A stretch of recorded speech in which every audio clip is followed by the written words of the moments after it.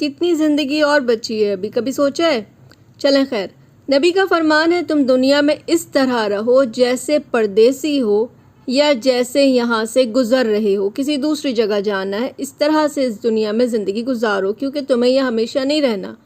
پھر ایک جگہ حضرت ابن عمر کہتے ہیں جب شام کرو تو صبح کا انتظار نہ کرو، جب صبح کرو تو شام کا انتظار نہ کرو۔ اپنی تندرستی کے زمانے میں بیماری کے لیے اور اپنی زندگی میں موت کے لیے تیاری کر لو۔ تیاری مطلب نیکیاں کر لو، اچھے کام کر لو۔ پھر ایک اور جگہ ہے کہ کسی مسلمان مرد کے لیے جس کے پاس وصیت کے قابل کوئی چیز ہو، یہ جائز نہیں کہ وہ 2 راتیں بھی اس حالت میں گزارے کہ اس کے پاس وصیت لکھی ہوئی نہ ہو۔ یعنی انسان کو چاہیے وصیت لکھے، اور اگر قرض لیا ہے تو اس کو ادا کرے یا بتا دے، کہیں ایسا نہ ہو کہ موت آ جائے۔